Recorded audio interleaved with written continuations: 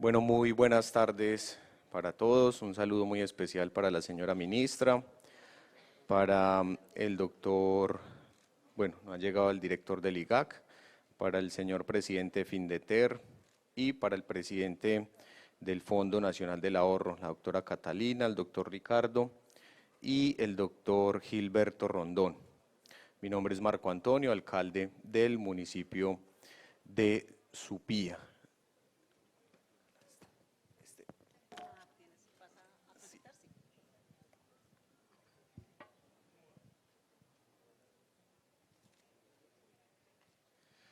Bueno, vamos a hablar en este conversatorio de ordenamiento territorial y catastro multipropósito y vale la pena mencionar que por primera vez un plan de desarrollo nacional pues gira o está alrededor, o uno de sus ejes está alrededor del ordenamiento territorial.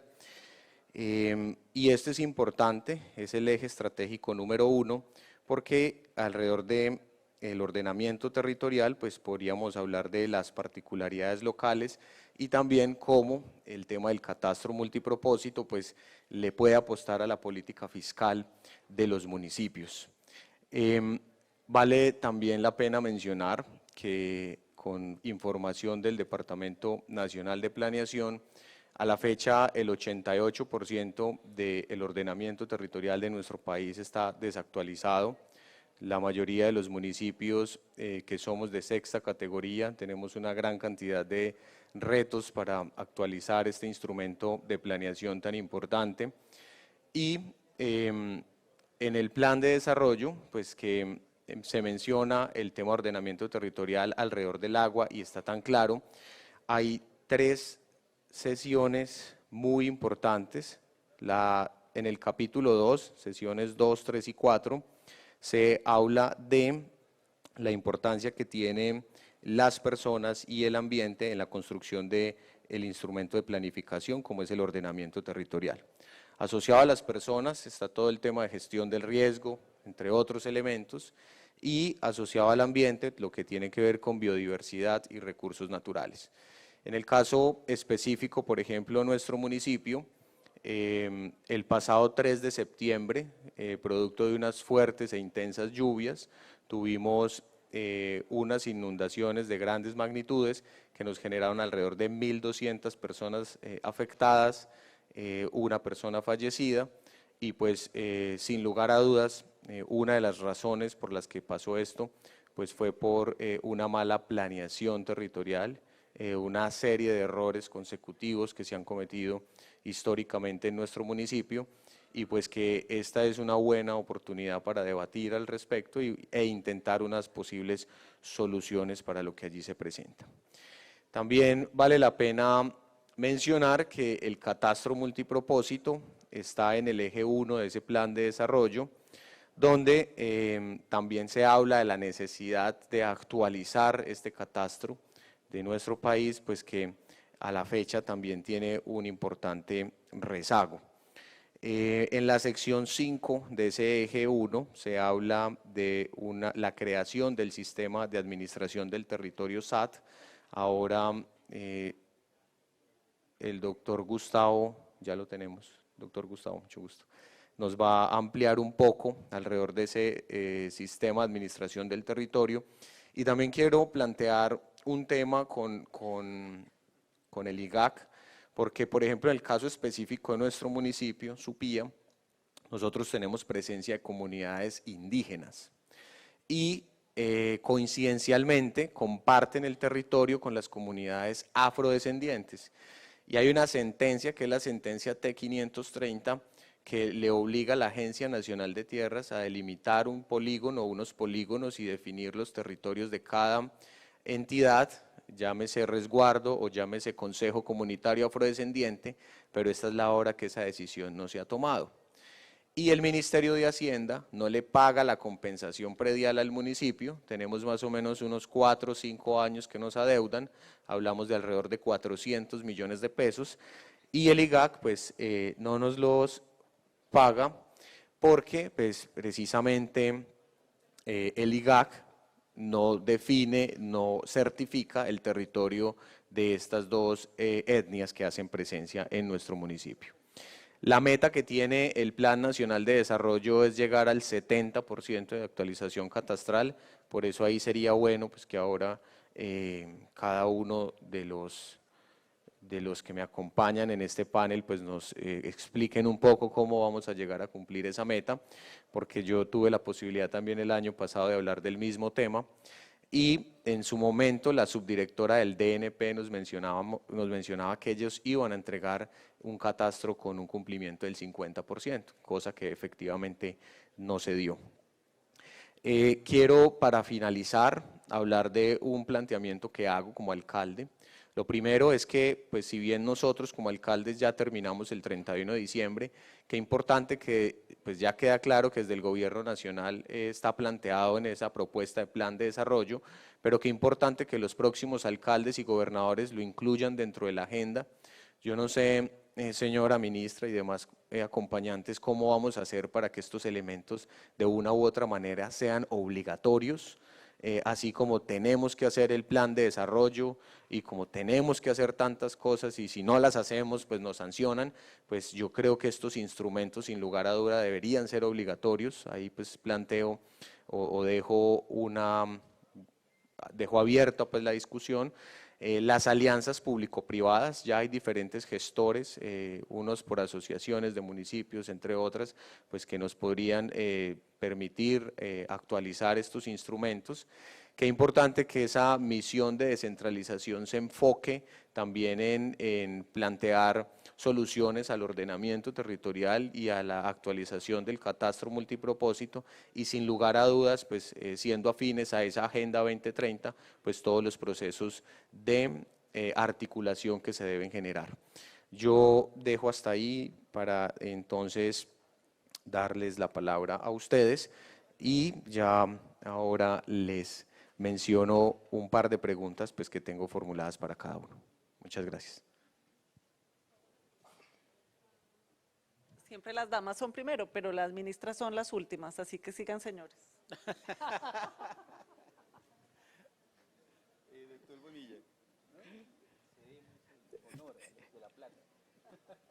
Pero esto, además de ser un saludo protocolario, es ¿de cuánto? Yo soy Ricardo Bonilla, presidente de Findeter. Vamos a hablar aquí de poner en perspectiva qué quiere decir catastro multipropósito. Ya el doctor Bonilla definió cuál era el derrotero de la agenda. Mi nombre es Gustavo Marulanda, soy el director del Instituto Geográfico Agustín Codazzi. Y entonces él lo pone en perspectiva y yo trato de ejecutarlo con el acompañamiento de los gestores catastrales y de toda una institucionalidad que hemos venido montando y que tenemos que fortalecer para que efectivamente esa meta, alcalde, que usted está planteando del 70% pueda ser efectiva al final de este periodo de gobierno.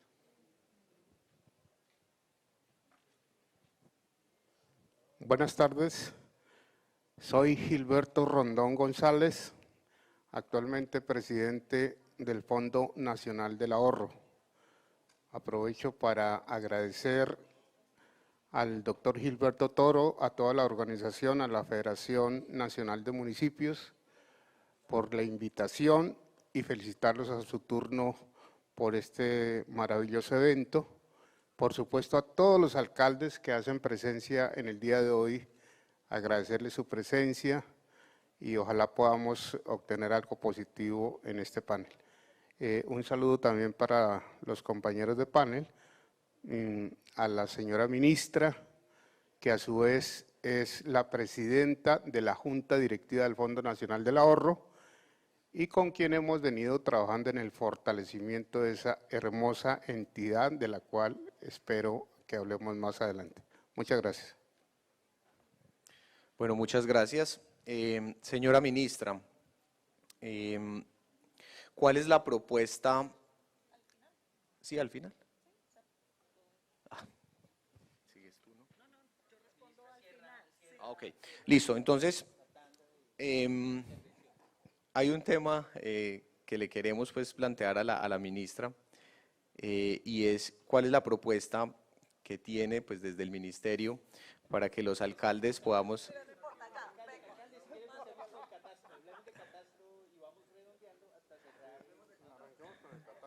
Bueno, entonces hagamos una cosa, vamos con el doctor Ricardo. Bueno, como lo tenía acá planteado, ¿cómo democratizar, doctor Ricardo, el catastro y el ordenamiento territorial? ¿Y qué se está haciendo para que los municipios incorporemos estas temáticas en la agenda y se realice esta actualización con una amplia participación?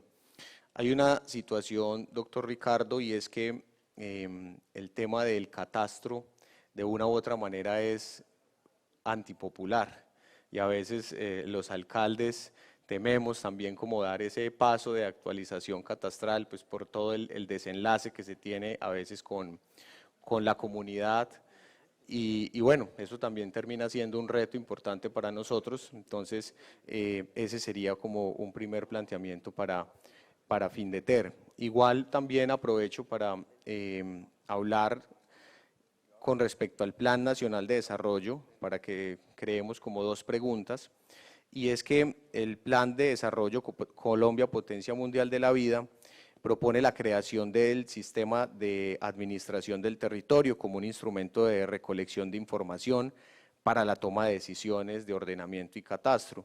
Desde el IGAC, ¿cuál sería la estrategia para fortalecer y articular esos sistemas de información y poder cumplir esa meta?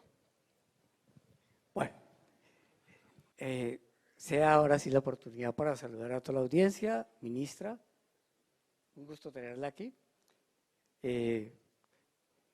Gustavo Marulanda, que trabajamos en el distrito, y Gilberto en el Fondo Nacional del Ahorro. Un saludo a todos. Es cierto, alcalde, el tema catastro es un tema impopular. Y es impopular porque no existe claramente la perspectiva de qué se quiere hacer con eso. ¿Y para qué sirve? Y entonces la perspectiva hay que revisarla en términos de dónde obtenemos recursos propios los municipios. Y resulta que esta es la principal fuente de recursos propios de los municipios. El impuesto más importante municipal se llama impuesto predial. Es el impuesto que tiene que ver con el proceso de reconocimiento del territorio y de que los ciudadanos tienen una relación con ese territorio. Y esa relación con ese territorio es que hay un predio, construido, no construido, más construido, menos, etc. Hay un predio y tiene un valor. Y es la riqueza de las personas y las familias. Y entonces miremos el tema de la perspectiva. ¿Cuánto se recauda en Colombia de impuesto predial? 11 billones de pesos. Eso es un punto del PIB. Eso es apenas 16 veces menos que lo que recauda la nación en impuestos.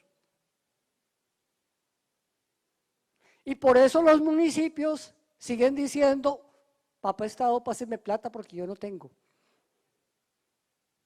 Y aquí es donde está el tema de perspectiva. Recaudamos 11 billones de pesos en impuesto predial. Y va entonces la pregunta complementaria. ¿Cuál es el valor catastral de la tierra en Colombia? Los últimos COMPES de los últimos 6 años, desde que apareció el tema de catastro multipropósito, han obviado o evitado de una u otra manera establecer un consolidado nacional. Y entonces lo dan parcialmente. Pero más o menos, o aproximadamente, el valor catastral del país, reconocido hoy, es 1.500 billones de pesos. Es decir, a duras penas, 1.2 veces el PIB del país. Eso significa que hay un altísimo proceso de desactualización y una distancia bastante grande entre el valor catastral y el valor real del territorio. Ahí es donde tenemos que preguntarnos, ¿y a dónde queremos llegar? ¿A dónde queremos llegar? Entonces, un poco si hacemos comparaciones tendríamos lo siguiente. Colombia recauda 11 billones de impuesto predial, eso es el 1% del PIB y es menos de la mitad de lo que recauda cualquier país del mismo nivel de desarrollo de Colombia. En donde el impuesto predial deja entre el 2 y el 2,5% del PIB. Ahí está la primera gran distancia. La segunda distancia. Sin hablar de especulación de la tierra, ¿cuál es a qué llamamos realmente actualización catastral? ¿Y a qué esperamos llegar? Hablamos de actualización catastral bajo dos parámetros. El primero, que el avalúo catastral sea el 60%, al menos el 60% del avalúo comercial. Entonces aquí viene la pregunta, ¿y quién hace el avalúo comercial? El mercado. La distancia está ahí, primero. Y segundo tema de actualización, que se haya hecho en los últimos 5 años. Entonces, cuando decimos eso, nos encontramos que el CODACI nos va a decir que el 88% del país está desactualizado.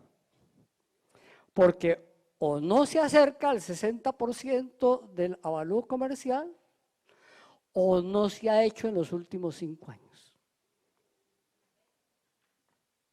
Y entonces nos vamos a encontrar con áreas del país en la cual el avalúo catastral es tan simbólico que a duras penas puede que llegue a representar el 10 o el 15 o el 20% del avalúo comercial. Y eso es particularmente cierto en áreas donde se ha desarrollado fuertemente la vivienda, la segunda vivienda, la finca de recreo o el gran consolidado de una vivienda semiurbana de altos ingresos. Se puede ver en El Peñón, se puede ver en Río Negro, se puede ver en distintas otras ciudades, en distintas otras zonas rurales urbanizadas, en donde predios de 5.000 millones valen catastralmente 300. Y pagan impuestos sobre eso. Y no permiten que se actualicen.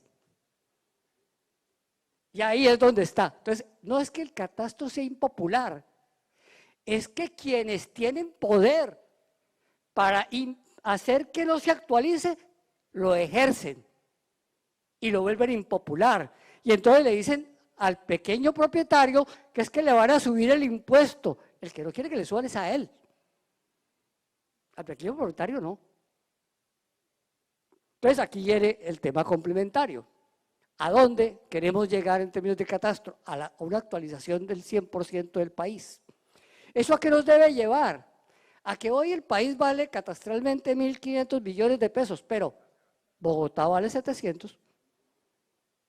Bogotá, Medellín, Cali, Barranquilla valen 1.000 millones. El resto del país vale 500 billones. El resto del país. ¿A dónde está el grado de desactualización? Fundamentalmente en ese resto del país. Y ahí es donde viene la pregunta, ¿a dónde queremos llegar y hasta dónde llegaría ese avalúo catastral? Que si nosotros estimamos que hay un grado de desactualización fuerte, podríamos estar hablando de llegar a un valor catastral de 2.000 billones. ¿Eso qué impacto tiene en el impuesto predial? Que usted puede subir el avalúo, lo que corresponda por valor comercial, pero no puede ajustarlo automáticamente en el recaudo del impuesto predial. Debe matizarlo y moderarlo, de tal manera que lo tiene que graduar en el tiempo. ¿Por qué es impopular? Porque el temor es que se ajuste draconianamente en el impuesto predial. Y eso es lo que no puede hacer ningún gobierno. Entonces, lo que se vuelve impopular es cuando usted lo ajusta drásticamente. Y entonces las personas sienten el impacto automático. Ese impacto debe moderarse y matizarse. De tal manera que usted ajusta el impuesto, el avalúo catastral, y eso tiene dos impactos. Primer impacto, en el impuesto al patrimonio. Ese es un impuesto nacional. Pero ese impacto solo lo sienten aquellos que superen el umbral para estar obligados a declarar y pagar impuesto al patrimonio. No todos los colombianos superan ese umbral. Y el pequeño propietario está lejos de ese umbral. Estamos hablando de el que tiene una finca de recreo de 5.000 millones, que hoy la evalúa en 300 y entonces no supera el umbral del impuesto al patrimonio. Y tan pronto se la evalúen en los 5.000 millones, resulta que sí supera el umbral del impuesto al patrimonio y va a tener que pagar. Ese es el que está allá en el Congreso o está haciendo lobby con congresistas para que no se evalúe, para que no se actualice.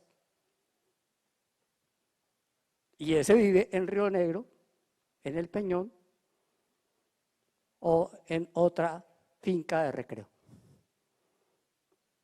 Es ahí. Primer impacto ese. Y el segundo impacto en el impuesto predial. Ese sí va para todo el mundo. Y ahí es donde hay que matizar.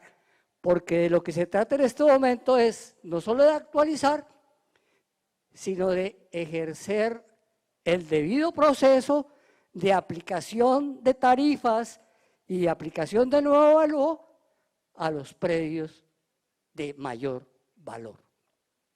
Es decir, que esos que hoy no pagan o pagan simbólicamente, comiencen a pagar efectivamente el impuesto predial.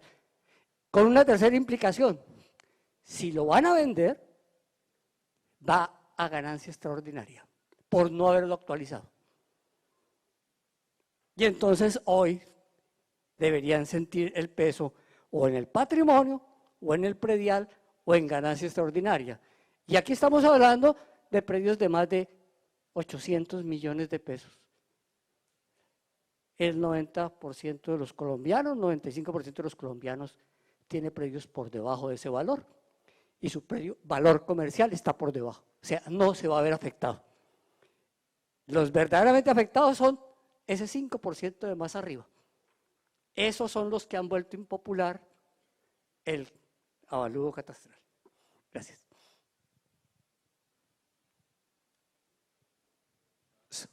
Muchas gracias, doctor Ricardo. Con respecto al IGAC, quisiera, doctor Gustavo, que habláramos un poco también con respecto al tema de las comunidades indígenas o afrodescendientes para el tema de la compensación predial. No sé, de pronto le pasa a varios alcaldes, al compañero de Río Sucio, Caldas, que somos vecinos y compartimos dos comunidades indígenas, nos pasa, y esta es una situación exageradamente grave para nosotros porque son recursos que dejamos de percibir y que obviamente se dejan de invertir precisamente en estas comunidades. Alcalde, muchas gracias. Señora ministra, compañeros de panel, doctor Ricardo y doctor Gilberto. También agradecerle obviamente a la Federación por la invitación y a ustedes, señores alcaldes, por acompañarnos el día de hoy. Voy a empezar, alcalde, si me lo permite, por el tema de catastro de los sistemas de administración de tierras y remato un poco allá. Porque el doctor Bonilla nos ha dado una perspectiva muy importante de catastro fiscal, de catastro y temas tributarios, en particular del tema del predial. Le ha hecho una presentación muy clara de un poco por qué la comunidad ve el tema del catastro como un tema impopular. Claro, no hemos, creo que, sido muy asertivos, doctor Bonilla, en la mitigación a aquellas poblaciones que efectivamente tienen unos valores catastrales de sus predios no tan altos, y a todos los estamos castigando de la misma manera, sin unos criterios de equidad y progresividad que sean lo suficientemente razonables. El plan de desarrollo, por eso, había planteado el artículo 32, que desafortunadamente en primer debate se cayó. Pudimos rescatarlo y ahora es el artículo 311. ¿Qué plantea ese artículo en unos parágrafos? El poder tener unas medidas que, como lo planteaba el doctor Bonilla, nos permitan implementar los temas de catastro y separar de manera efectiva los incrementos que, como dice él, tienen que darse en la proporción que corresponda, buscando ese objetivo de por lo menos el 60% del valor catastral, pero separarlo de los incrementos del impuesto predial, de tal manera que podamos generar esa mitigación que tiene que ser también perfectamente clara para beneficiar a quienes corresponde, pero también tener claro que hay personas, usted lo acaba de decir, un porcentaje muy pequeño de la población que efectivamente sí debe tributar con lo que debe ser. Entre otras cosas porque, y aquí hago un paréntesis, hoy que estamos en pleno proceso de compra de tierras en el marco de la reforma rural integral, uno de los temas principales, ejes fundamentales de este gobierno, 3 millones de hectáreas, bueno, 2.9 es la meta que tenemos que cumplir en temas de asignación, de reasignación de tierras. Estamos comprando tierra a 10, 20 millones de pesos hectárea, pero el avalúo catastral, muy simpáticamente, está en menos de 1 millón de pesos. Es decir, estos ciudadanos le están tributando al Estado sobre 1 millón de pesos, pero cuando se lo van a vender están sin ningún problema recibiendo, con una expectativa de recibir 10 y más millones de pesos por hectárea. Entonces, eso es parte de este problema que hay que verlo en la perspectiva en el que la estaba anotando el doctor Bonilla. Cierro ahí el paréntesis. Entonces, ahí hay un tema muy importante, pero esa perspectiva fiscal es trascendente, pero no podemos perder de vista en realidad el verdadero o el propósito adicional que tiene el catastro con enfoque multipropósito. El catastro con enfoque multipropósito lo que quería precisamente era un poco ahondar y ver las potencialidades que tiene precisamente la información catastral para tomar mejores decisiones sobre el territorio. Por eso, las bases del plan, cuando hablan de el ordenamiento territorial alrededor del agua, tiene como uno de los catalizadores fundamentales el tema del catastro. Claro, allí citan la importancia de que las entidades territoriales empiecen a tener unos mejores niveles de recaudo, no solo a partir del predial, sino también de otros instrumentos de gestión del suelo, que con la información catastral se convierte en un tema fundamental, doctora Catalina, en todo el despliegue de los otros instrumentos. Estoy hablando de plusvalía, cargos y beneficios y otros instrumentos que financian efectivamente el desarrollo territorial local. En perspectiva también de cómo lo llevamos a valorizaciones, por ejemplo, en temas de vías y otro tipo de temas donde también la sociedad hace una gran inversión, pero los beneficiarios no aportan significativamente, no redistribuyen adecuadamente ese plusvalor, ese valor adicional que reciben. Entonces, eso es muy importante. Pero la información del catastro, ahora ya en perspectiva del ordenamiento territorial, se convierte en un elemento fundamental para la planeación del territorio, para el desarrollo del territorio, para la gestión de riesgos en el territorio, para la seguridad jurídica, termina siendo un elemento clave. Y ahí también entonces, en ese tema que usted decía de las dificultades y de pronto de la legitimidad que tiene el catastro, hay que verlo también en esa perspectiva, y creo que allí tenemos que hacer un esfuerzo muy fuerte también para que las administraciones locales y los gestores de lo local y de la planeación local entiendan también el uso potencial que tiene esta información efectivamente para tomar mejores decisiones. Aparece entonces el concepto del sistema de administración de tierras como un elemento fundamental que nos permita efectivamente articular la información del catastro con el registro, pero que no se quede allí, sino que también nos permita articular de manera efectiva la información multisectorial que se genera a nivel nacional, a nivel regional y a nivel local. ¿Cómo hacemos entonces para que esta información del catastro se hable de manera efectiva en una gran cadena de valor con el resto de la información pública y también privada, hay que disponerla también para el privado, para las comunidades y para todo el mundo, que efectivamente empiecen a darle un sentido mucho más amplio al territorio.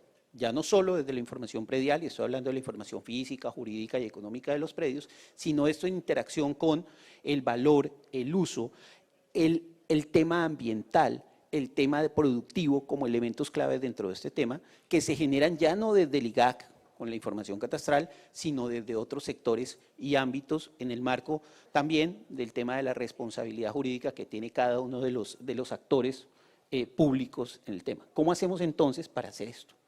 El sistema de administración de tierras, entonces, lo que busca precisamente es poder tener esa información en los diferentes niveles, multiescalar, multisectorial, de tal manera que hable de manera efectiva con el resto de la información y que la toma de decisiones tenga una visión un poco más 360 grados. Eso es parte de lo que buscamos entonces en este tema.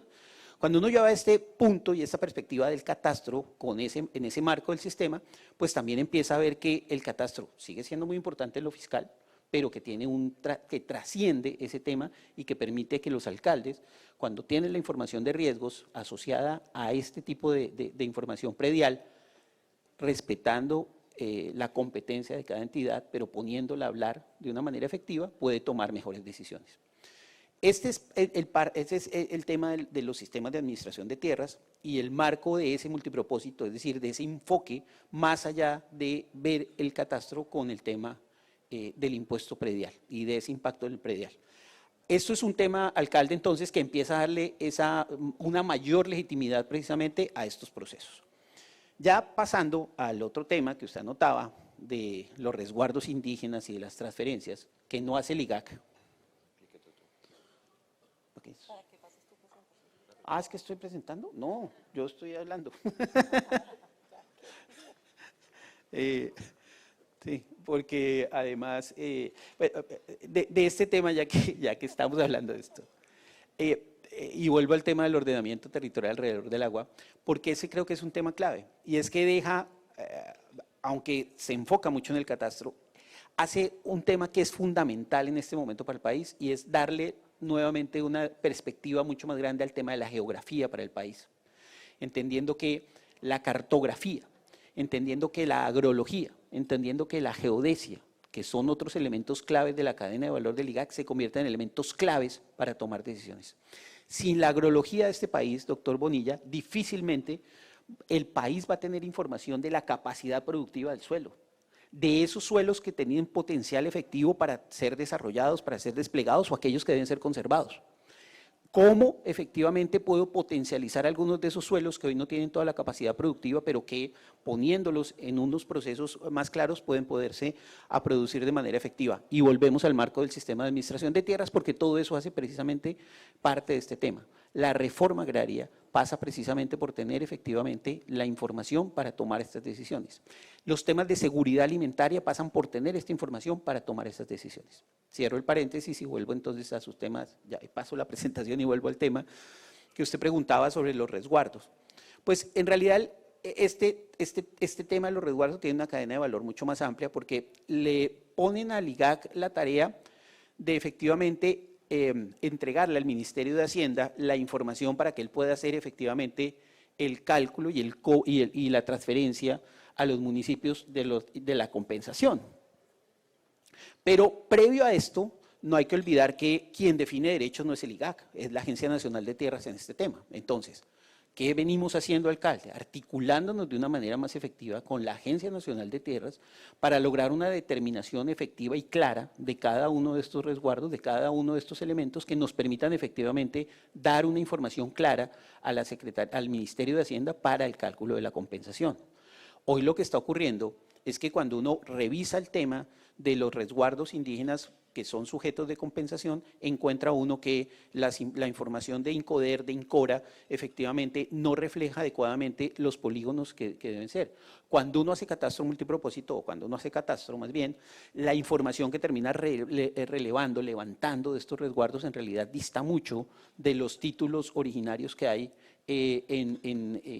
otorgados por INCORA, INCODER y efectivamente por la Agencia Nacional de Tierras. Eso implica unos procesos de transparencia en esa información que faciliten efectivamente dar la información adecuada al Ministerio de Hacienda. ¿Qué decisión tomamos en el IGAC? Vamos a seguir haciendo el tema de la certificación a partir de la información que el custodio de la información, que el dueño de la información, que es la Agencia Nacional de Tierras y el sector, nos defina, y vamos a ir trabajando paralelamente con la agencia para ir transparentando esa información y dándole efectivamente la certeza de los polígonos, de las áreas y demás temas, de tal manera que podamos ir definiendo de manera mucho más precisa el tema de los resguardos y de las áreas para poder hacer la compensación. En esa línea nos estamos moviendo, y esa ya es un tema en donde tenemos mesas de trabajo con la Agencia Nacional de Tierras, con el Ministerio de Agricultura, de Hacienda, perdón, para que efectivamente podamos, digamos, darle una respuesta mucho más efectiva a las administraciones locales que han venido sufriendo este tema mucho en el eje cafetero, arriba en La Guajira y en otras zonas en donde esto tiene un impacto muy grande. Muchas gracias, doctor Gustavo. Para que pasemos con el doctor Gilberto, y después de tener clara la importancia del catastro y del ordenamiento, hay una situación, y es que, como lo menciona ahora en la exposición, el 88% del ordenamiento territorial está desactualizado, pero hablemos con el doctor Gilberto para que usted nos cuente pues, cómo es esa oferta del Fondo Nacional del Ahorro con respecto a los temas de vivienda, que seguramente también la ministra nos los va a tocar, pero teniendo esa situación que se presenta en nuestros municipios. Por ejemplo, la señora ministra va mañana para Manizales, entiendo, y uno de los temas que van a conversar allá, pues porque nosotros seguimos acá, es con respecto a unos proyectos de vivienda que se van a desarrollar, y por ejemplo nuestro municipio no pudo acceder a esos proyectos porque no tenemos el ordenamiento territorial actualizado. Entonces hay una relación muy fuerte, y bueno, sea esa entonces la introducción para que el doctor Gilberto nos cuente. Doctor Londoño, muchas gracias.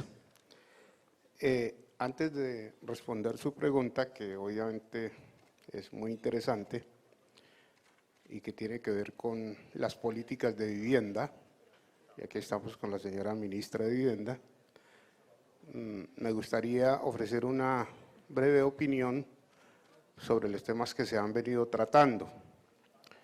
Por estos días está sobre el tapete, y obviamente en este evento, 3 asuntos de vital importancia, sobre todo para los municipios y por supuesto para los alcaldes. Uno de ellos es la descentralización, el otro es el ordenamiento territorial, y finalmente es el catastro multipropósito.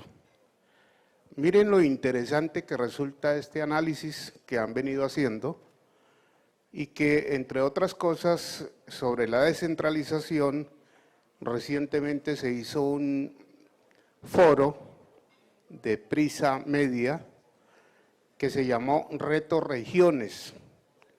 Tuve la oportunidad de participar en ese foro y me pareció extraordinario porque tiene que ver con las políticas del gobierno nacional y precisamente el presidente Gustavo Petro. Y vale la pena que analicemos un poquito eso, porque reitero, estos son temas de capital importancia para los municipios, y que si se pudieran encadenar, como lo vamos a ver a continuación, reitero brevemente, yo creo que podría generar sobre todo recursos que permitieran mejorar la calidad de vida de todos los habitantes de todos sus departamentos y municipios.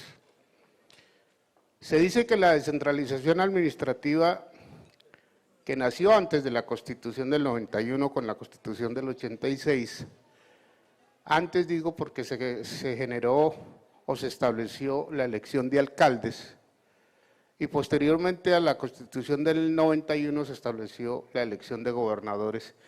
Digamos que ahí se inició a consolidar un poco el tema de la descentralización, y obviamente con la Constitución Nacional del año 91. ¿Qué sucedió?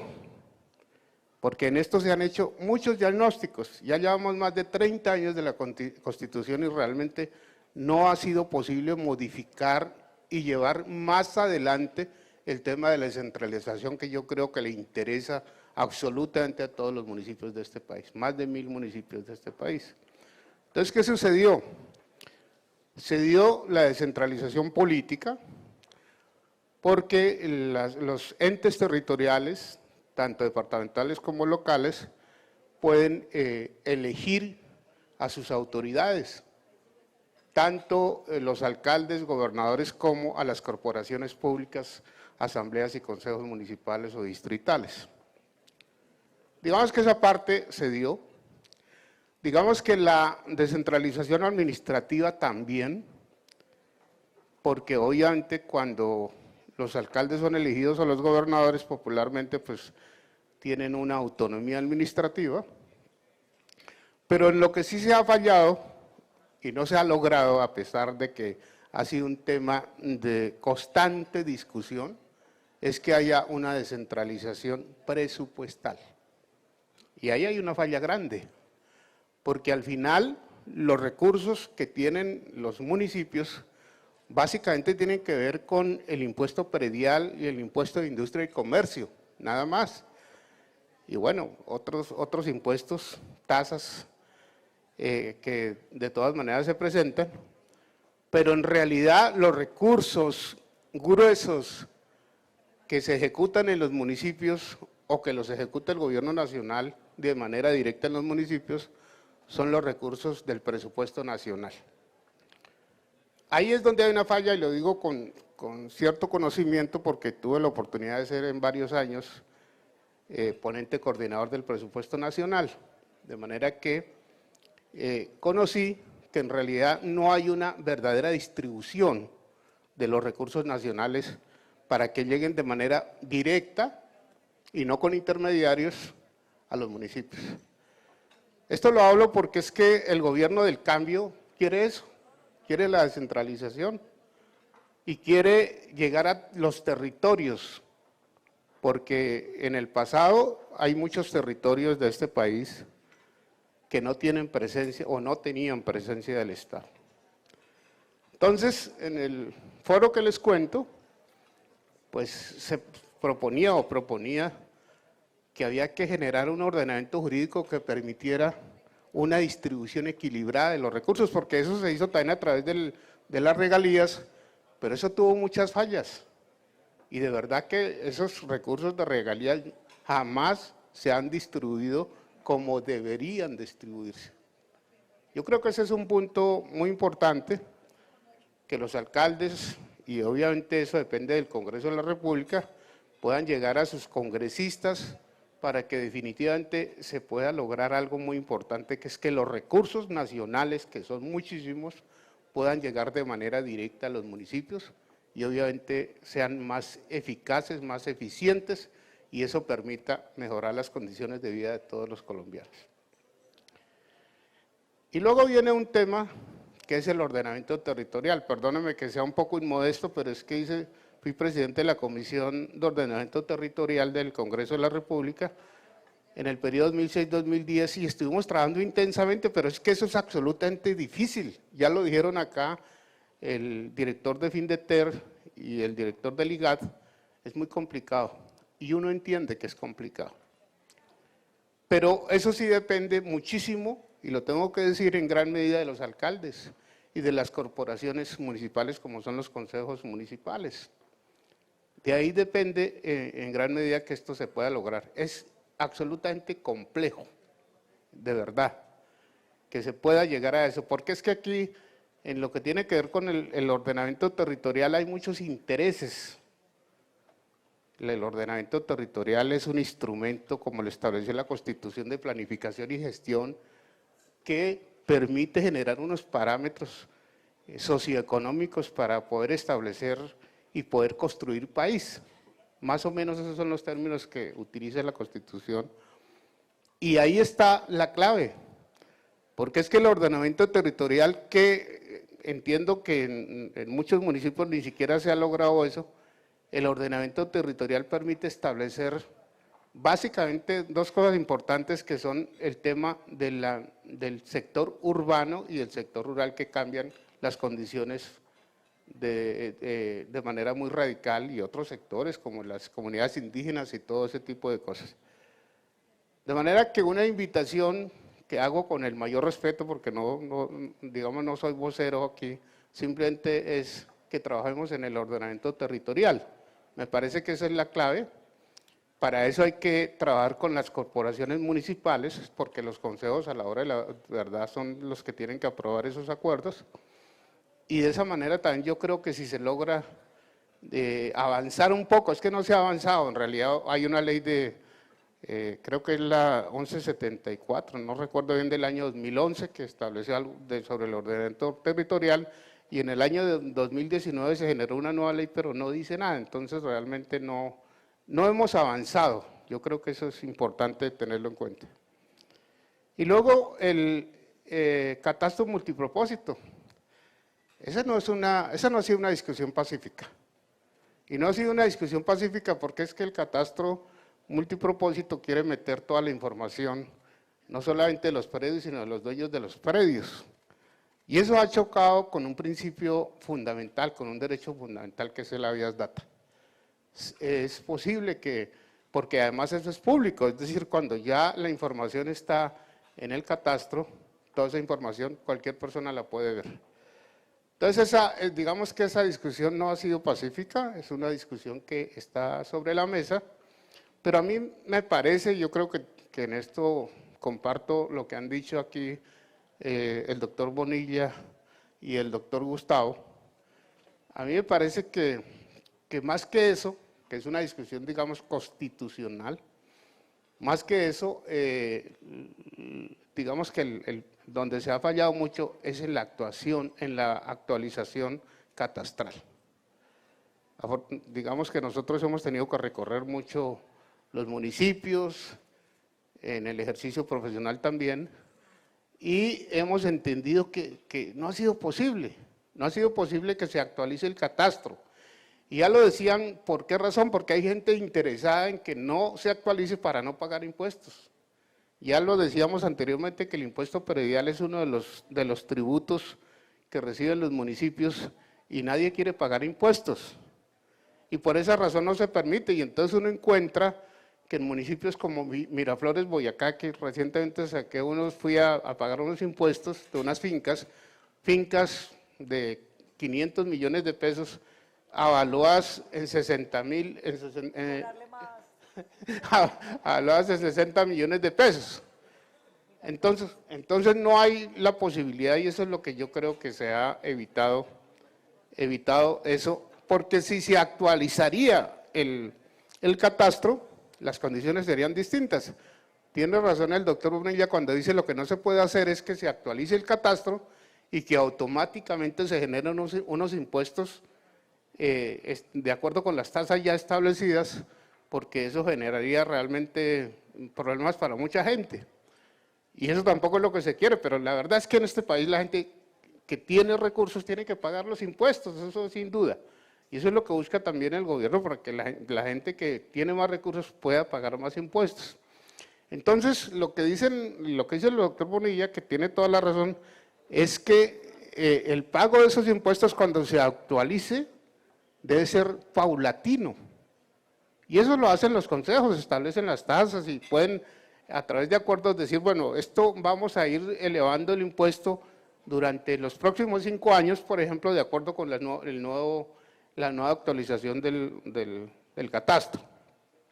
Pero eso es otra cosa que yo creo que es importante que trabajemos en eso, es decir, que los alcaldes y los municipios y los consejos municipales trabajen intensamente en lograr que realmente se actualice el catastro. Eso generaría recursos importantes para los municipios y eso, por supuesto, se convertiría en mejor calidad de vida para la gente.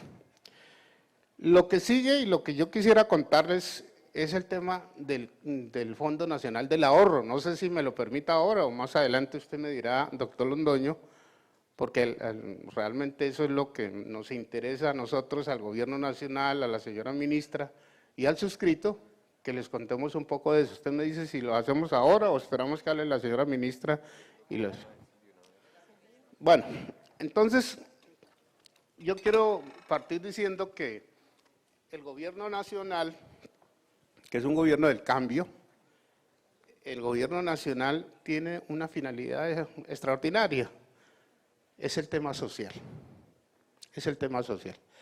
El gobierno nacional tiene como propósito, o el presidente Gustavo Petro tiene como propósito, reducir la pobreza extrema. Y mire, hay una cosa que me parece una cifra muy diciente. El 82% de los más de 1000 municipios de este país están sobre la línea de la pobreza multidimensional, que hoy en día está en el 26%. Me parece absolutamente grave. Entonces el gobierno nacional ha querido, a través de muchos programas y muchas políticas públicas, buscar un equilibrio para que realmente la gente salga de la pobreza, al menos de la pobreza extrema y todo ese tipo de cosas. Entonces eso lo ha querido hacer y nosotros creemos que como Fondo Nacional del Ahorro podemos contribuir, pero extraordinariamente en ese propósito, de verdad que sí. Voy a dar unas cifras que digamos que pueden decir qué podemos hacer. Las cifras es que hoy en día nosotros tenemos un recaudo de 9 billones de pesos de cesantías, que es lo que fondea nuestros créditos, y que podríamos prestar 1 billón de pesos cada año dentro de este cuatrenio. 1 billón de pesos se traduce en muchísimas oportunidades de vivienda, en muchas oportunidades de vivienda. Por esa razón yo digo, y yo creo que en eso estamos de acuerdo todos, el Fondo Nacional del Ahorro sí puede de verdad contribuir con esa desigualdad que existe hoy en día. Porque mire uno una cosa, el que tiene una vivienda propia ya no es pobre, o no es, por lo menos no es tan pobre. Y el Fondo Nacional del Ahorro tiene una pretensión sensacional, y es ayudar a cumplir los sueños de los colombianos para que tengan vivienda propia. Digamos que yo soy de generaciones anteriores, pero eso siempre ha ocurrido. Las familias siempre han querido tener vivienda. Las familias o nuestros padres siempre lucharon por adquirir una vivienda. Ellos decían que querían tener techo propio. Esa era la expresión que yo recuerdo mucho. Y entonces todos lo hacían de alguna manera. Mi familia o mi padre lo hizo a través de una autoconstrucción, él mismo la construyó. Pero de esa manera quiere decir que todo el mundo quiere tener una vivienda. El día que la pierde, por alguna razón, porque quebró, porque le embargaron, porque le quitaron, porque le remataron, ese día es doloroso para una familia. Entonces, yo creo sinceramente, que ese es un propósito que nosotros sí podemos ayudar a cumplir. ¿Qué problema tenemos nosotros en este momento? Que el crédito del fondo se ha venido concentrando, bueno, yo llevo 5 meses en el fondo, se ha venido concentrando de tiempo atrás en las grandes ciudades como Bogotá, departamentos como Cundinamarca, Atlántico, el Valle de Cauca, Medellín, más o menos es eso así. Pero resulta que nosotros tenemos más de 1000 municipios y en esos municipios, o sea, en más de 1000 realmente no llega el crédito del Fondo del Ahorro. ¿Por qué no llega? Porque realmente no se ha intentado ir a las regiones, no se ha intentado fortalecer las regiones, y con la señora ministra hemos acordado que vamos a hacer un fortalecimiento de las regiones. Nosotros llegamos a 32 departamentos, tenemos sedes en 32 departamentos y tenemos 70 puntos en el país. Pues la idea es que lleguemos de verdad a Mocoa, a Puerto Carreño, a todos los lugares donde realmente hay una falencia de vivienda propia. El 54% de la gente no tiene vivienda, no tiene techo, de manera que nosotros podemos hacerlo. Pero miren ustedes qué es lo que yo quiero contarles y siempre digo una historia, es que yo hace 13 años saqué mi crédito del Fondo del Ahorro, mi apartamento lo compré con el Fondo del Ahorro.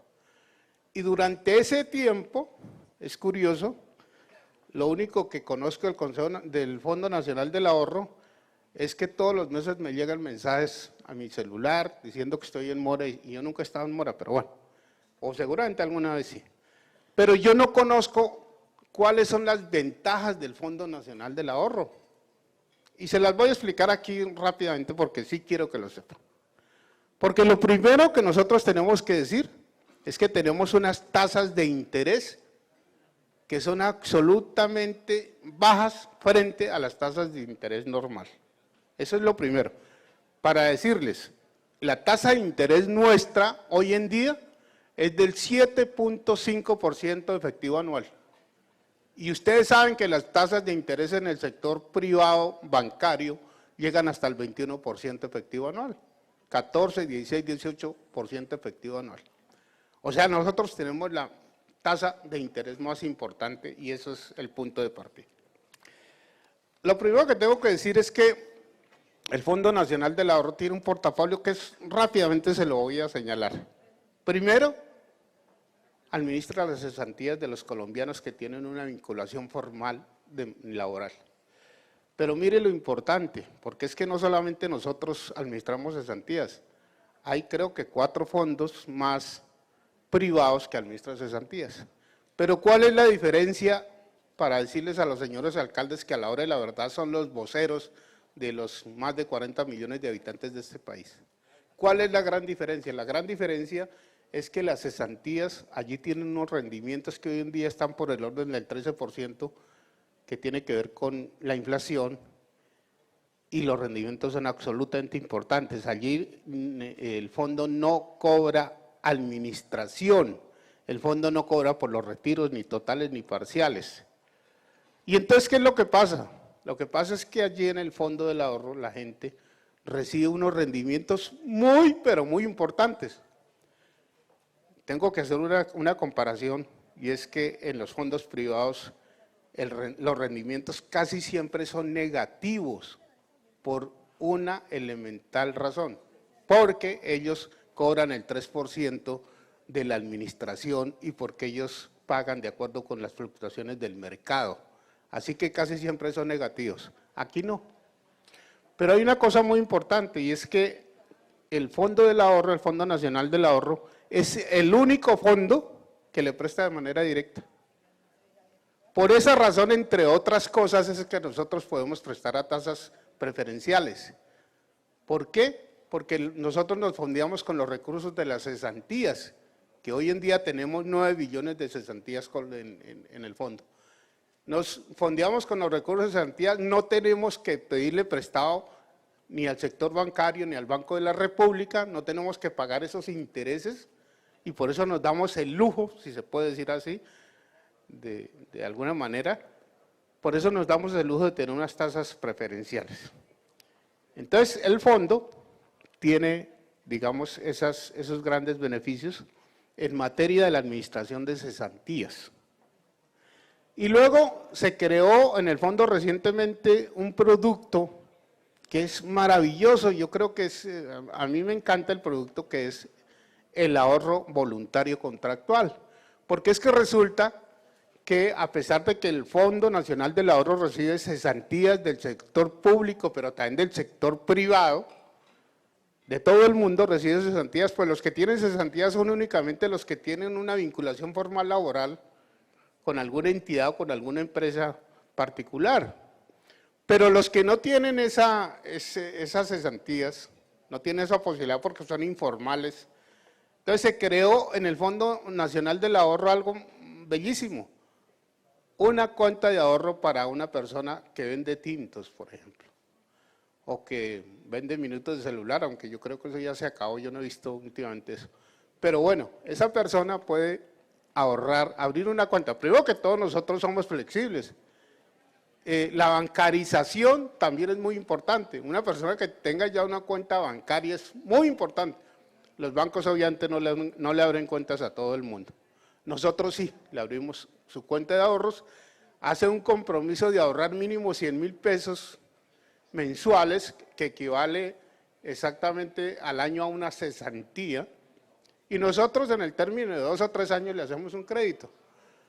No nos interesa tanto la capacidad de esa persona de pago. ¿Sabe qué nos interesa? La cultura del ahorro. Si una persona es estricta y cumple con su ahorro, nosotros entenderíamos que es estricta para pagar las cuotas.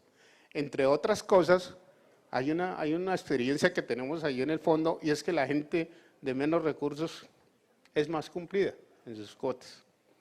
De manera que ese nicho o ese producto que se ha creado, miren, hoy en día tiene 1.100.000 millones de pesos de ahorro. 1.100.000 millones de pesos. Eso significa que la gente quiere hacer eso, que quiere ahorrar, y les hemos dado crédito y todo ese tipo de cosas. Y nosotros también entendemos que aquí hay otras personas que sí tienen recursos, pero que tampoco tienen cesantías, que son, por ejemplo, los contratistas del Estado.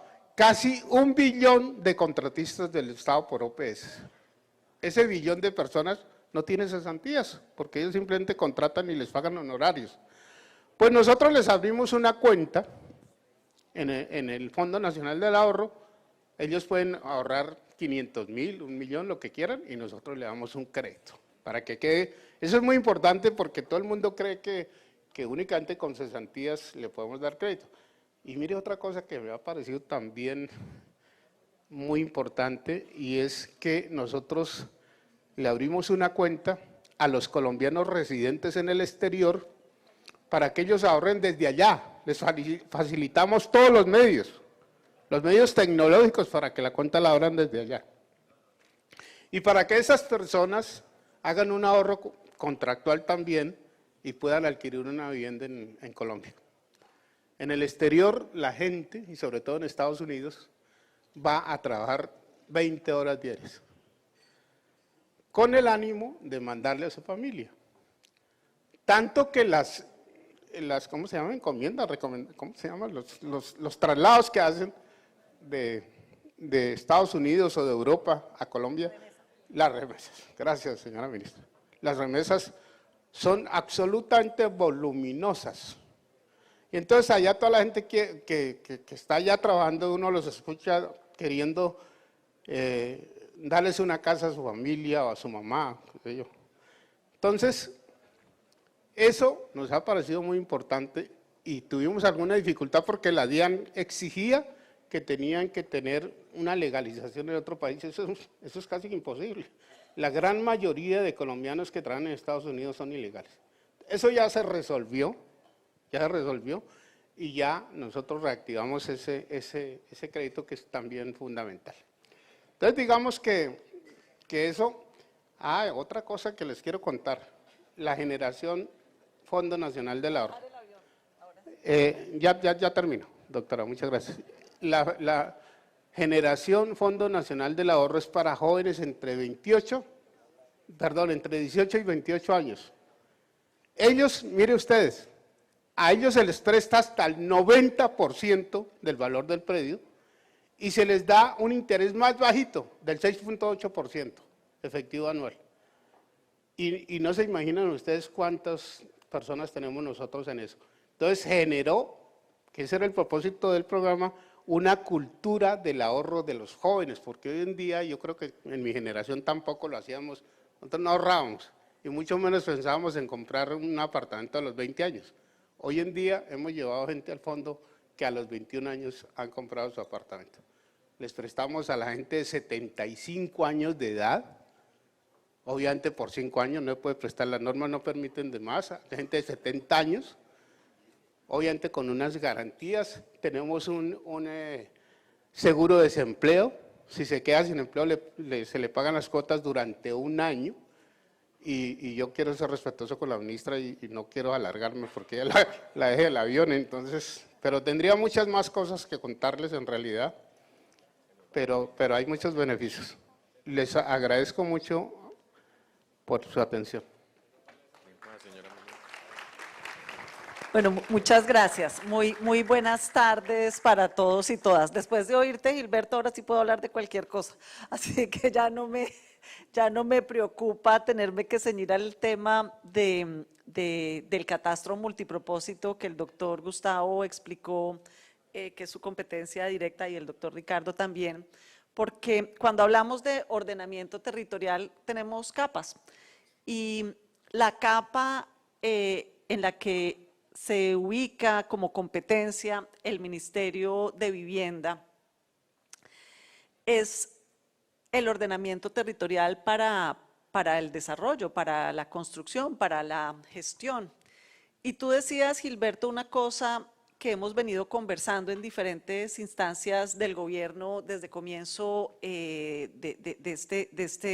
este periodo, que hacer ordenamiento territorial es una cosa muy difícil y que es una labor que ustedes, queridos alcaldes, queridas alcaldesas, tienen que realizar con el Consejo y con unas exigencias técnicas, por ejemplo, para los asuntos de riesgo y para los asuntos ambientales, que realmente son muy exigentes. Y la conversación ha venido avanzando y yo la he venido impulsando. La hemos también discutido en la Junta de Findeter en un sentido diferente al que tú planteas, que yo sé que ustedes, alcaldes y alcaldesas, comparten conmigo, porque lo han vivido, porque tienen un problema grande cuando tienen que cumplir una norma urbanística o transformar una norma urbanística. La estructura legal en la que el país se desenvuelve, digamos que es la Ley 9, la Ley 388, que son normas de los años 90, lleva 25 años en desarrollo, en avance en nuestro país, y hoy en día, 25 años después, tú lo mencionabas, son cifras de DNP, el 88% de los planes de ordenamiento territorial están desactualizados. Hay incluso municipios que nunca han podido tener un plan de ordenamiento territorial. La mayoría de los municipios PEDET no tienen actualizado el plan de ordenamiento territorial.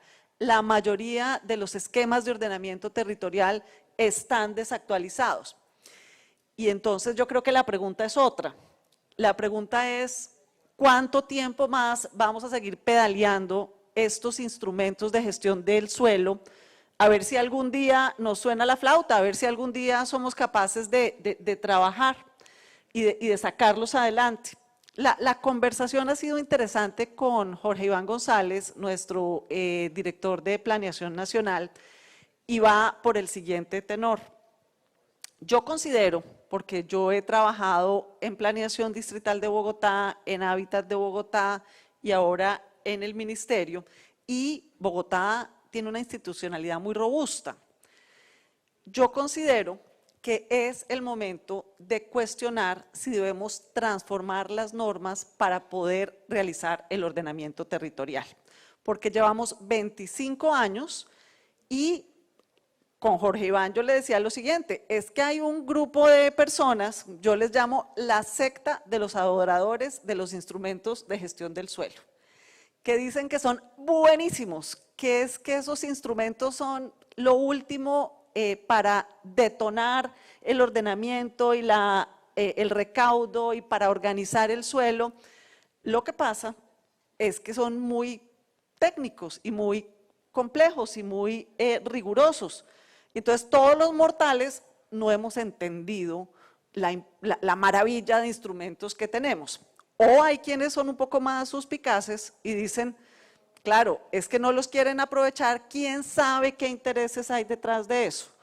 O somos brutos o somos ladrones los que no tenemos la capacidad de implementar los instrumentos de gestión del suelo. Ni lo uno ni lo otro. Es que la normatividad ya no aplica, nunca fuimos capaces de aplicar y hay que comenzar a simplificar y a revisar y a transformar y a pensar en un nuevo ordenamiento de la Ley 388 y todo su desarrollo de los últimos 25 años y decir, bueno, ya no más, 25 años más vamos a esperar para poderlo aplicar. El lunes en el Consejo de Ministros tuvimos esa conversación y realmente hemos ido avanzando y ya DNP está diciendo, bueno, sí, hay que ver por qué no funciona. No vamos a seguir 25 años más. De pronto es el momento de empezar a hacer una discusión sobre instrumentos de gestión de suelo y cómo transformamos eso. Yo creo que eso te va a servir a ti también, Gustavo, porque es que tú también pedaleas y pedaleas y pedaleas y las normas no permiten avanzar. Esa es una discusión que queremos comenzar a dar para construir conjuntamente una propuesta normativa de instrumentos de gestión de suelo. Y yo sé que los principales aliados en esa conversación son los municipios y especialmente los municipios pequeños, pero también los grandes. Yo le recordaba al presidente, cuando él era alcalde, su gran lucha fue sacar el plan de ordenamiento territorial y no se pudo, acuérdense de eso. Salió por decreto y después se tumbó y luego la discusión. Y Claudia López, nuestra querida alcaldesa de Bogotá, sacó finalmente el plan de ordenamiento de Bogotá, creo que el último era del 97 y el nuevo es del 22. 25 años para sacar un nuevo plan de ordenamiento territorial. ¿Y qué es el POT de Bogotá? Pues un libro, ¿cierto? No es una ciudad nueva. Y entonces hablamos que en 15 años vamos a volver el relleno sanitario un parque tecnológico, pues eso es un enunciado en un documento, no es una realidad. Creo que es el momento de comenzar a dar esa discusión y sé que ustedes lo han vivido y lo han padecido y ni son brutos ni son ladrones, simplemente tienen un marco normativo que es como un piano encima de la cabeza que no permite sacar adelante los instrumentos. ¿Quién saca un plan parcial? Se necesitan 3 años, se necesitan 5 años. ¿Cuánto se ha recaudado financieramente? Si no recuerdo mal las cifras, entre el 2012 y el 2022, 9 años o 10 años, 3.5 billones, 350.000 millones al año. ¿Eso es mucho? No, no es un recurso para semejante esfuerzo institucional en plusvalías y en valorizaciones, 3.5 billones en 10 u 11 años en este país. Esa es una visión desde lo aterrizado en la vivienda y en la gestión urbanística. Y yo quiero contarles también una propuesta, digamos, política, de política pública, de visión de la sociedad que tenemos en el gobierno sobre el ordenamiento del territorio. ¿En qué sentido? En que lo conversábamos hace un rato con algunos colegas de ustedes en una sesión que tuvimos antes de este panel. Las ciudades latinoamericanas, las ciudades asiáticas, las ciudades africanas, se han desarrollado de manera informal en el último siglo y medio, en los últimos 120, 150 años. La ciudad de Cartagena, ahorita estamos en un lugar hermoso, pero a 15 o 20 minutos de acá está el Pozón, donde con el presidente vamos mucho y que nos gusta mucho ver la otra Cartagena, y así todo el país. Y ustedes saben que ustedes tienen medio municipio construido de manera informal, media ciudad construida de manera informal. Y fíjense que las normas son muy estrictas en la formalidad de las ciudades, en la norma urbanística, en la infraestructura, en las exigencias que se le hacen a ustedes como alcaldes, como alcaldesas, a los constructores, a los ciudadanos y ciudadanas. Pero esa otra media ciudad que calificamos como informal, que calificamos como incompleta, que calificamos como ilegal, pues es la mitad de la realidad de nuestros territorios. Y nosotros consideramos que hay que reconocerla y hay que no darle esa calificación que puede ser incluso peyorativa, sino distinguirla como diferente. No es nuevo el trabajo, por ejemplo, de mejoramientos, de titulación, de mejoramiento de espacio público, lleva ya varias décadas en el país.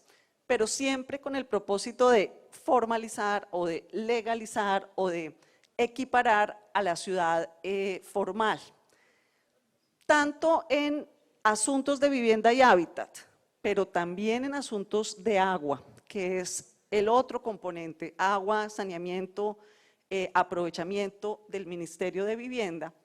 Creemos que es importante comenzar a trabajar en esa otra media ciudad, cosa que no había hecho con énfasis ningún gobierno anteriormente. Les pongo un dato, y aquí voy a algo que creo que les va a gustar.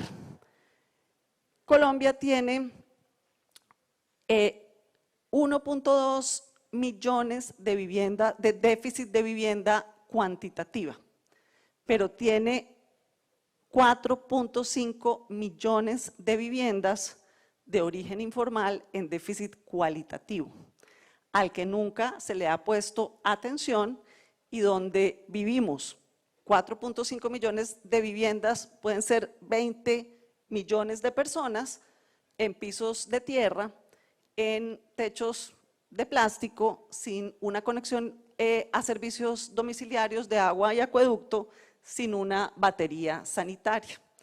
Y la política de vivienda ha avanzado de manera sostenida desde los 90 para la construcción de vivienda social formal, nueva, y eso está bien. Y ustedes han escuchado el programa de Mi Casa Ya, que el 15 de abril comienzan las asignaciones y que avanza como venía, porque por supuesto queremos que se produzca vivienda nueva y formal, y que las clases medias, que son las que lo benefician, tengan vivienda. Pero vamos a hacer el énfasis, nuestra apuesta, nuestro sello en materia de vivienda en mejoramiento de la ciudad informal, de la vivienda informal y del déficit cualitativo. El gobierno pasado hacía 4.500 mejoramientos de vivienda al año. Si el déficit es 4.5 millones, pues 4.500 no es un pelo de un gato, no mueve la aguja de las estadísticas. Vamos a hacer 100.000 mejoramientos de vivienda al año para completar 400.000 mejoramientos de vivienda en este gobierno y dar un salto importante en el déficit cualitativo de vivienda. Esto realmente son inversiones del orden de 1 billón al año que van a detonar y a transformar y además canalizar recursos en una escala capilar, porque Mi Casa Ya dirige sus recursos, 5.5 billones se han entregado desde el año 2015 hasta este año en Mi Casa Ya, a las grandes ciudades, a las grandes empresas constructoras, pero cuando vamos a llegar a los municipios de categoría 3, 4, 5 y 6, que son 1.000 en este país, y que ustedes dirigen, ustedes orientan, ustedes son los alcaldes y las alcaldesas de esos municipios, ustedes saben la importancia económica, la importancia social de 100 o 200 mejoramientos de vivienda en sus municipios. Y esa es la línea de la política de vivienda que tiene un impacto en ordenamiento territorial también, en instrumentos para la transformación de la infraestructura de las ciudades, y que va a llegar también a organizaciones comunitarias y va a llegar también a esas zonas que ustedes viven y que saben cuáles son las familias que lo necesitan. Así que después de Semana Santa, y esto es creo que muy interesante para todos ustedes, van a recibir una convocatoria de parte del Ministerio de Vivienda para que nos hagan propuestas de mejoramiento de vivienda entre 100 y 300 unidades por municipio. Vamos a asignar 50.000 subsidios este año en municipios de categoría 3, 4, 5 y 6, donde no les vamos a pedir cofinanciación a los municipios 3, 4, 5 y 6, porque es una perversidad. Se les pedía cofinanciación y cuando yo llegué al ministerio cofinanciaban Barranquilla, Medellín, Bogotá y Cali. Y los municipios pequeños no tenían la capacidad y por lo tanto no había. Yo sé, obviamente, pues que es que 500 o 600 millones de pesos es mucho dinero, y lo que sí necesitamos de ustedes es el apoyo en la identificación de los beneficiarios, porque sé que los listados que se mandaban desde el ministerio a los municipios estaban totalmente desactualizados, y era la familia Pérez y la familia Martínez y la familia Rojas, y ninguno de ellos estaba en el municipio y no los encontraban, y estaba mal focalizado, y había esas dificultades. Por supuesto, habrá criterios de focalización, pues para que lleguemos a los que verdaderamente lo necesitan, pero necesitamos su apoyo en ese sentido. Y necesitamos también su apoyo en la articulación con las organizaciones comunitarias y en la supervisión y control de los recursos, porque la dispersión va a ser importante y necesitamos trabajar en convenio para que efectivamente se ejecuten. Creo que ustedes que tienen el reloj encima, porque saben que les quedan 9 meses de gestión, ay Dios mío, un poquito misógino eso, pero bueno, aplica, que un embarazo, 9 meses. 9 meses es poquito. El mejoramiento de vivienda, tal vez uno se demora más haciendo la contratación, haciendo la identificación de beneficiarios, que la obra física. La obra física se puede hacer en 4 semanas si se hace correctamente. He visto casos donde incluso en 2 semanas se hacen las obras y se hace, digamos, una secuencia para eso. Entonces, sé que esto es de su interés. Les pido, por favor, que hagan las propuestas rápidamente, porque tenemos la ley de garantías encima, que va a ser en junio, y pues tenemos que tener la contratación lista para esa fecha y poder hacer la ejecución en los meses posteriores. Sé también que para ustedes es de gran importancia, porque lo conversé ahora con algunos, los proyectos o la viabilización de proyectos de agua y saneamiento. Y quiero contarles sobre eso. Les cuento la realidad. Yo llegué al ministerio y encontré 3.4 billones de pesos contratados sin ejecutar. Eso es inmenso. El presupuesto de este año del ministerio es 6.5 billones. Medio año contratado sin ejecutar. Proyectos empantanados, con situaciones financieras, jurídicas, ambientales, incluso comunitarias, de corrupción, predial, de todo tipo. Y encontré 6.5 billones de pesos en proyectos de municipios y departamentos haciendo fila en la ventanilla única del Ministerio de Vivienda para un chulo, para un cumplido. 6.5 billones son 4 años de atraso, eran casi, creo que 700 proyectos durmiendo el sueño de los justos con 2 años y 3 años, y los funcionarios diciéndole, se lo devuelvo porque falta una coma, porque falta un punto, porque tiene que actualizar el precio que usted presentó hace años.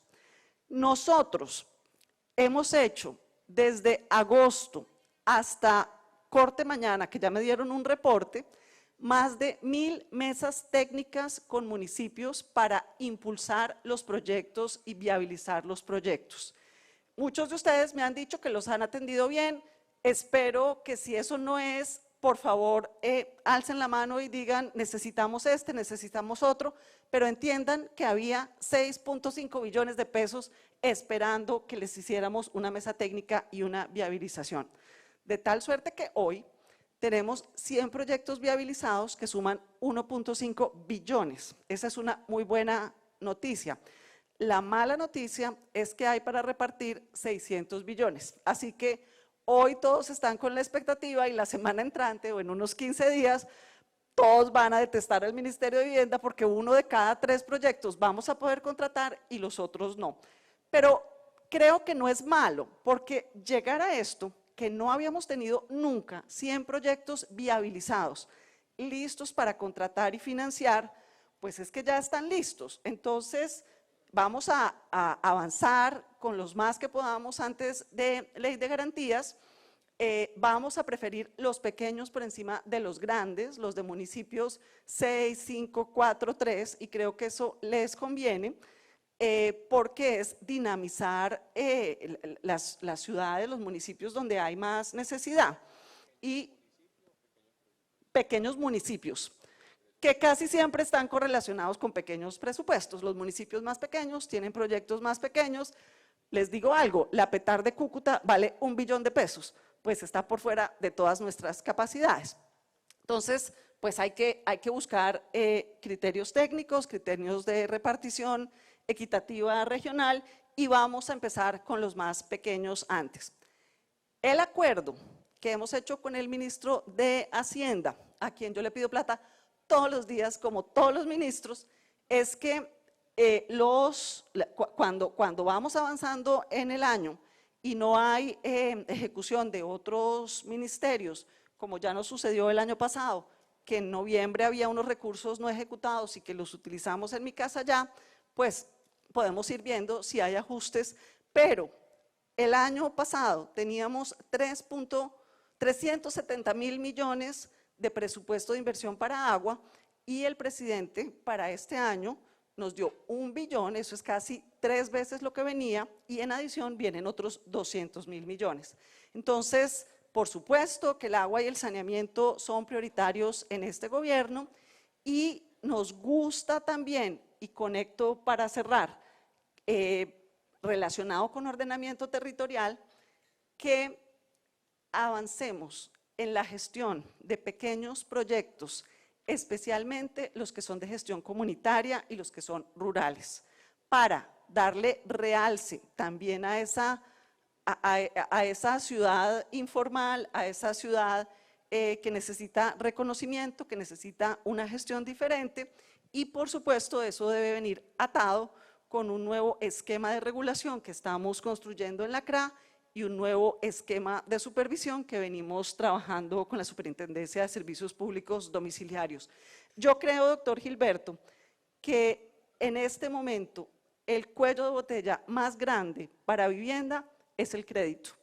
El crédito para familias con ingresos de origen informal, para familias que ganan menos de 2 salarios mínimos, todas las apuestas en el Fondo Nacional del Ahorro para que desatemos de esa forma la posibilidad de que los más pobres tengan la oportunidad de tener su casa propia, como es el deseo de todos.